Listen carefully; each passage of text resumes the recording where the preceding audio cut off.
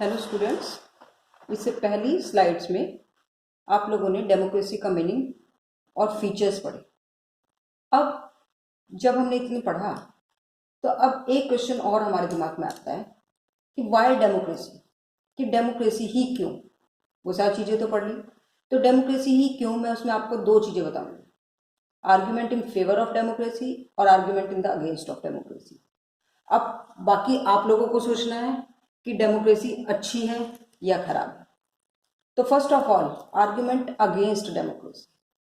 Argument against democracy में there has been criticism of democracy by various people. अलग अलग लोगों ने, अलग अलग कंट्रीज के लोगों ने उसे बहुत ज़्यादा क्रिटिसाइज किया। First of all, it create instability by changing it's leader frequently. ये तो हमें भी नजर आता है कि इसके लीडर लगातार चेंज होते रहते हैं। फर्स्ट वाला पॉइंट, इसमें अगर हम देखें तो हमारे कंट्री में भी ऐसा ही होता है कि जहां उन्होंने मेजोरिटी खत्म हो गई तो लीडर चेंज हो जाएंगे, और कभी कभी तो एक ही मेजोरिटी में। जैसे अगर हम एग्जाम्पल देखें 1977 में, पहले इंदिरा गांधी चलती रही, 1977 में जब जनता पार्टी की गवर्नमेंट आई, लेकिन वहां पर हमारे जो प्राइम मिनिस्टर बने तो वो प्राइम मिनिस्टर भी कभी मोरारजी देसाई, कभी चंद्रशेखर, इस तरह से वो लीडर्स चेंज होते रहे। तो frequently change its leader frequently. फिर next, democracy is about power play and political competition. There is no scope of morality.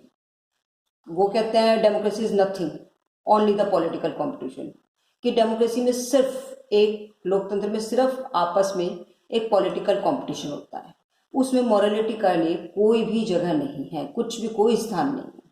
उसमें क्या होता है कि हर पार्टी ये कोशिश करती है कि वो किस तरह से इलेक्शन में जीते, बस उसमें लोगों की भलाई या लोगों के लिए उन्हें कुछ भी नहीं देखती। इसी से रिलेटेड ये टॉपिक है, ये पॉइंट है। So many people have to be consulted before any issues is solve, it lets delay.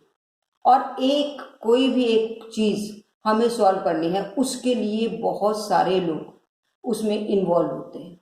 बहुत सारे लोग इन्वॉल्व कैसे होते हैं, जब हमें कोई फैसला लेना है तो उसके लिए क्या होता है कि पहले वो लोकसभा में जाता है, लोकसभा से पास होगा, फिर वो राज्यसभा में जाएगा, फिर वो प्रेसिडेंट के सिग्नेचर के लिए जाएगा, और कभी कभी स्टेट की विधानसभाओं में भी।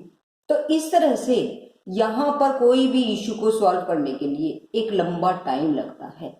तो वहां पर एक ही राजा को, एक ही किंग को, या जो भी वहां प्रेसिडेंट है, कोई भी है, उसे सॉल्व करना है तो वो एकदम फैसला, क्योंकि एक ही आदमी को फैसला लेना है, वो एकदम फैसला ले लेता है, तो वहां डिले नहीं होता। और यहाँ पर कोई भी फैसला लेने में बहुत लंबा टाइम लगता है। फिर next, elected leader do not know the best interest of the people. Elected leader नहीं जानते कि लोगों का सही जो इंटरेस्ट है वो किस चीज में है। वो तो सिर्फ क्या फायदा देखते हैं कि वो किस तरह से जीत सकते हैं, उनका उससे कोई भी मतलब नहीं होता। It's leads to corruption. और डेमोक्रेसी एक तरह से करप्शन करने वाला भी है। करप्शन कैसे, कि वो जीतने के लिए लोगों के पैसे, लोगों की वोट खरीदते हैं, उन्हें पैसा देते हैं, कुछ टाइम के लिए उन्हें पैसा दे दिया, या फिर कुछ और साधन इस्तेमाल कर लिए जिससे वो ज्यादा से ज्यादा वोट ले, क्योंकि उनका तो एक ही एम है कि सिर्फ ज्यादा से ज्यादा वोट लेना। Ordinary people do not know what is good for them, to decision making should not be, so decision making should not be left. और एक और चीज, इंडिया जैसे कंट्री में तो स्पेशली, कि यहाँ पर जहां पर इलिटरेट लोग ज्यादा हैं, तो इलिटरेट लोगों में ज्यादातर उन्हें क्या है, ordinary people do not know what is good for them, कि उन्हें पता ही नहीं होता कि उनके लिए अच्छा क्या है और बुरा क्या है।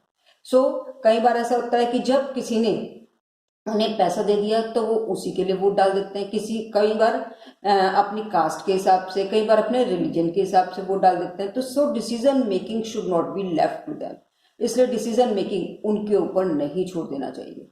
इसमें एक केस अभी का अगर हम देखें तो जैसे कोरोना वायरस में अगर मुस्लिम्स में कुछ इस तरह का आया कि उन लोगों को, बाहर के लोगों को प्रोटेक्ट करना है, तो उन्होंने प्रोटेक्ट कर लिया, तो उन्हें ये नहीं पता लग रहा कि इस टाइम उनके लिए क्या अच्छा और क्या बुरा। तो decision making should not be left to them, तो हर आदमी पर डिसीजन मेकिंग नहीं छोड़ देना चाहिए। तो यहाँ पर हम ये नहीं कह सकते ordinary people do not know what is good for them, कि उनके लिए क्या अच्छा है और क्या बुरा। फिर इसमें आर्ग्यूमेंट फॉर द डेमोक्रेसी, कुछ आर्ग्यूमेंट अब आपको देखना है, ये तो डेमोक्रेसी के लिए आर्ग्यूमेंट दिए गए हैं जो उसके अगेंस्ट थे। इसमें हम कह रहे हैं कि आर्ग्यूमेंट जब हमने कहा तो तब आपको देखना है कि खराब है या नहीं। अगर इतनी खराब है तो ज़्यादातर कंट्रीज ने क्यों अपनाई हुई है। तो इसमें फॉर द डेमोक्रेसी, अब फॉर द डेमोक्रेसी के लिए सबसे पहला आता है democratic government is more accountable form of the government. Accountable कि लोगों को जवाबदेही, तो आज सबसे ज़्यादा जवाबदेह सरकार यही है, क्योंकि दूसरी गवर्नमेंट बस एक फैसला करती है और उसे लोगों को बता देती है, चाहे लोगों को उसे एक्सेप्ट हो या ना हो। लेकिन यहाँ पर इन्हें देखना पड़ता है कि लोग कैसे उन्हें वोट देंगे, तो ये मोर अकाउंटेबल है। फिर उसमें वापस आते हैं आज की सिचुएशन में। आज की सिचुएशन में जब हम पूरे वर्ल्ड के कंट्रीज में देखते हैं तो हमारी जो गवर्नमेंट है वो बहुत कोशिशें कर रही है। तो वो कोशिशें इसलिए कर रही है क्योंकि उन्हें पता है कि नेक्स्ट इलेक्शन में लोग उनसे पूछेंगे उन्होंने काम क्या किया। तो इसलिए वो आम आदमी का, हर आदमी का, बिना किसी धर्म के, बिना किसी कास्ट के, बिना अमीर गरीब देखे सबका ध्यान रखती है। तो ये मोर अकाउंटेबल है। Democracy improves the quality of decision making. Democracy में एक और चीज कि डिसीजन कैसे होना है। डिसीजन जैसे वही वाला प्रोसेस जो हमने अगेंस्ट में बताया, वही प्रोसेस अब इधर ले लें कि जब हम उसमें लोकसभा में लाते हैं तो उसके ऊपर वो न्यूज़पेपर्स में आता है, उसके ऊपर टीवी में बातचीत होती है, न्यूज़पेपर्स में होता है। तो उसमें वो क्या देखते हैं, क्वालिटी ज़्यादा अच्छी होती है जो लोगों को एक्सेप्टेबल है। तो इस तरह के डिसीजन होते हैं। Democracy provides a method to deal differences and conflict. ये भी प्रोवाइड करता है डिफरेंसेस और कॉन्फ्लिक्ट। डिफरेंसेस और कॉन्फ्लिक्ट में कि जैसे अगर आपस में लोगों में कोई डिफरेंस है, चाहे वो कास्ट के हिसाब से है या रिलीजन के हिसाब से, जैसे हमारे कंट्री में तो बहुत ही ज़्यादा है ये, तो उसे सिर्फ डेमोक्रेसी में ही सॉल्व किया जाता है। फिर उसी बात पर आ जाते हैं हम कि उसमें हम कैसे डिफरेंसेस सॉल्व कर रहे हैं। जैसे यही कोरोना वायरस के बारे में, तो अभी हमारी गवर्नमेंट ने उसमें ही कि जैसे उसमें काम ने कुछ लोगों ने उन्हें प्रोटेक्ट किया, लेकिन साथ में उन लोगों के धर्मगुरुओं ने भी आज भी ये भी उन्हें एक मैसेज दे दिया कि इस टाइम रमजान है तो घर से ही नमाज पढ़नी। और ये सब चीजें कहाँ से हो रहा है क्लियर, ये सिर्फ एक डेमोक्रेसी में ही हो रहा है। वहां क्या होता है, वहां एक आदमी ऑर्डर देता, लोग उसके लिए उसे मानना ही पड़ता, चाहे उन्हें एक्सेप्ट है या नहीं। लेकिन यहाँ पर उन लोगों को समझाया गया, तो जिससे वहाँ वो जो डिफरेंसेस और कॉन्फ्लिक्ट हैं जो रिलीजन के आधार पर थे वो सब बिल्कुल खत्म हो गए। तो ये भी provide a method to deal differences and conflict. Democracy enhance the dignity of citizen. और डेमोक्रेसी में ये सबसे जरूरी चीज है कि डिग्निटी, हर आदमी की एक रेस्पेक्ट होनी चाहिए। वो सिर्फ ये पॉसिबल डेमोक्रेसी में ही है। It allows us to correct his own mistake. ये सबसे इंपॉर्टेंट है। वहां पर क्या होता है, वहां पर अगर एक बार जो भी किंग है उसने कुछ कहा तो वो उसकी मिस्टेक कोई नहीं बता सकता। यहाँ क्या होता है, ऑपोजिशन पार्टी हमारे पास है और ऑपोजिशन पार्टी ही बार बार जरा सा भी कोई डिसीजन होता है उसकी मिस्टेक्स, उसकी कमियां बताती हैं। तो उनके पास ये चीज है कि वो अपनी मिस्टेक को दोबारा ठीक कर सकते हैं। इसके लिए वो दोबारा से लॉ पास कर सकते हैं और जो अपनी मिस्टेक्स हैं उन्हें इम्प्रूव कर सकते हैं। तो ये भी डेमोक्रेसी में ही पॉसिबल है। अब आप लोगों ने डेमोक्रेसी के बारे में दोनों चीजें पढ़ी कि डेमोक्रेसी में आर्ग्यूमेंट उसके फेवर में भी दिए, अगेंस्ट में भी दिए। तो अब आप लोग अपने आप डिसाइड करेंगे कि डेमोक्रेटिक सिस्टम कैसा है, ये अच्छा है या खराब है। इसमें एक और मैं आपको एग्जाम्पल दे दूं, जो पहले वाला एग्जाम्पल आया था सबसे पहला कि डेमोक्रेसी में कि जवाबदेही है। तो जवाबदेही में अगर हम चाइना और इंडिया का या आज पूरे वर्ल्ड के साथ देखें कि उसमें पहले जब फेमाइन आया चाइना में तो उसमें बहुत सारे लोग मरे, और इंडिया में फेमाइन आया था तो उसमें बहुत कम लोग मरे। आज भी अगर हम पूरे वर्ल्ड की सिचुएशन देखें तो कोरोना वायरस में इंडिया में जैसे मरने वालों की संख्या उतनी ही कम है, क्योंकि यहाँ पर डेमोक्रेटिक वे में उसका डिसीजन ले गया। उसमें चाहे वो हर कास्ट के उसमें रिलीजन के लोग हैं, वो सब लोग सपोर्ट कर रहे हैं। तो यहाँ पर इस तरह से हम उसका फैसला ले सकते हैं। अब broader meaning of democracy. Democratic, अभी तक आपने देखा democratic idea can be practice in various decision making process, कि हम डेमोक्रेसी को सिर्फ एक पॉलिटिकल वे में ही ना लें, बल्कि इसका एक ब्रॉडर मीनिंग भी है। No country can be completely democratic. हमारा कंट्री इतना बड़ा डेमोक्रेटिक कंट्री कहा जाता है, लेकिन हम तब भी डेमोक्रेटिक नहीं हैं। इसमें क्या है, ये जो फीचर्स थे या ये जो आर्ग्यूमेंट अगेंस्ट और फेवर में है, ये सिर्फ एक ही हमने उसका एक ही चीज देखी कि हमने सिर्फ एक पॉलिटिकल पॉइंट ऑफ व्यू देखा।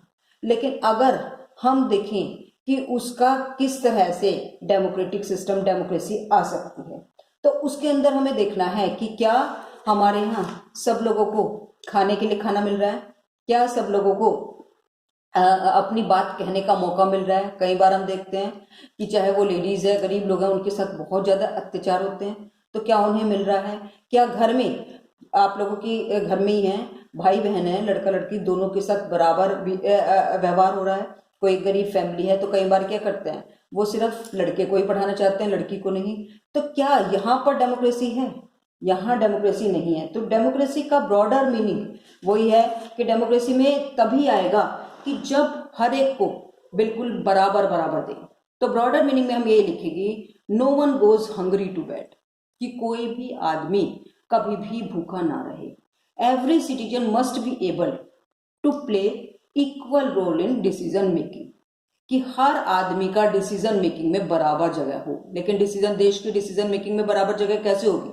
जब बेसिक एजुकेशन होगी, उसे बराबर पढ़ा लिखा होगा, इक्वल रिसोर्सेज होंगे उसके पास, हर साधन का अपने आप इस्तेमाल कर सकता होगा, और इक्वल इंफॉर्मेशन होगी, कि उसमें इक्वल इंफॉर्मेशन होगी। तो डेमोक्रेसी को हम यही नहीं मान सकते कि डेमोक्रेसी सिर्फ एक पॉलिटिकल वे में नहीं, बल्कि इकोनॉमिक में या हमारे डोमेस्टिक वे में हर तरह से डेमोक्रेसी होनी चाहिए। यही डेमोक्रेसी का ब्रॉडर मीनिंग है। अब इसके ऊपर आप लोगों को कुछ एक्सरसाइजेज दी जाएंगी और ये आपको करनी है घर से।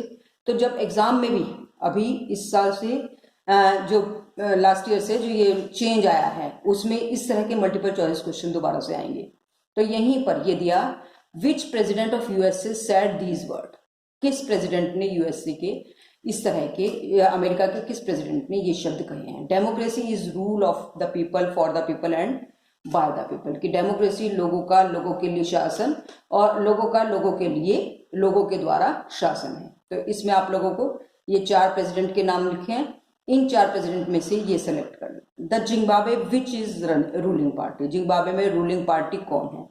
तो इन चारों पार्टीज में से एक बताना है। Which is not following is not the principle of democracy, इनमें से डेमोक्रेसी के लिए सही कौन सा नहीं है, कौन सी विशेषता उसकी नहीं है।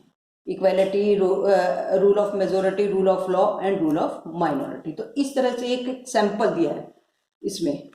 अब अगला है शॉर्ट क्वेश्चंस। इस तरह के शॉर्ट क्वेश्चन भी आ सकते हैं। ये 3 मार्क्स के आएंगे। अब कुछ पैटर्न चेंज हो तो अभी मालूम नहीं है, लेकिन 3 मार्क्स के लास्ट ईयर आए हैं।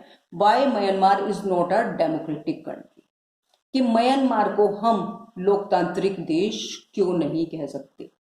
Is Saudi Arabia democratic country? आपने पढ़ा है सऊदी अरेबिया डेमोक्रेटिक कंट्री है या नहीं है, ये तो आपको पता होना चाहिए। और अगर नहीं हम दे रहे हैं तो साथ में हमें उसके 3 रीजंस भी बताने होंगे। फिर distinguish between democratic and non democratic country, लोकतांत्रिक और गैर लोकतांत्रिक देशों में डिफरेंस लिखना है, उसमें अंतर लिखना है। इसमें भी लगभग 3 पॉइंट, एक एग्जाम्पल भी होना चाहिए कि कौन से देश में डेमोक्रेटिक है और कौन से देश में नॉन डेमोक्रेटिक है। What is the broader meaning, ये जो लास्ट में मैंने बताया कि हम सिर्फ डेमोक्रेसी को पॉलिटिकल वे में ना लें, बल्कि हम हर उसमें, कि हम सोशल में भी लें, इकोनॉमिक में भी लें, हर तरह से हम बताएं कि उसका बृहत्तर अर्थ क्या है। और एक लास्ट है, अब इसमें ये 5 मार्क्स के क्वेश्चन इस तरह के आते हैं। Write down some common features of democracy. जब इस तरह के क्वेश्चन आ रहे हैं, 3 लॉन्ग आंसर टाइप वहां पर लिखे होंगे और ऊपर 5 मार्क्स लिखे होंगे, तो 3 इसमें कॉमन फीचर पूछे, सम कॉमन फीचर्स, तो लगभग 5 फीचर विद एग्जाम्पल, इनका डिटेल आप लोगों को लिखना है कि 5 विशेषताएं आपको लिखनी है। डिस्क्राइब 5 मेरिट्स ऑफ डेमोक्रेसी, 4 गुण लिखने हैं कि लोकतंत्र के 4 गुण कौन से हैं। Democracy is better than any other form of the government, justify with suitable example. इसमें भी यही है क्वेश्चन, मेरिट्स ही हैं कि दूसरी व्यवस्थाओं से ज्यादा अच्छी क्यों है। लेकिन यहाँ पर क्या है, इसमें और इसमें डिफरेंस है। इसमें क्या है, इसमें सिर्फ मेरिट्स बताने हैं और इसमें हमें कंपेयर करना है नॉन डेमोक्रेटिक कंट्रीज से। जो एग्जाम्पल अभी मैंने बताए थे जैसे पाकिस्तान है, चाइना है, उनसे कंपेयर कर करके इसमें लिखना है। तब आएगा justify with suitable example, example के साथ उसे कंपेयर करना है। Right any 5 argument against democracy. कई बार ये भी आता है right any 5 right argument in the favour of democracy, against of democracy. तब तो 3 भी हमने लिख लिए, तब ठीक है। लेकिन यहाँ पर 5 आर्ग्यूमेंट पूछे हैं तो 5 आर्ग्यूमेंट उसके विरोध में, उसके विपक्ष में जो तर्क हैं तो उनको लिखना है। ठीक है, तो इस तरह से अब आपको पढ़ना है और इसी तरह से आगे वाले चैप्टर्स भी करना है। Best of luck, thank you.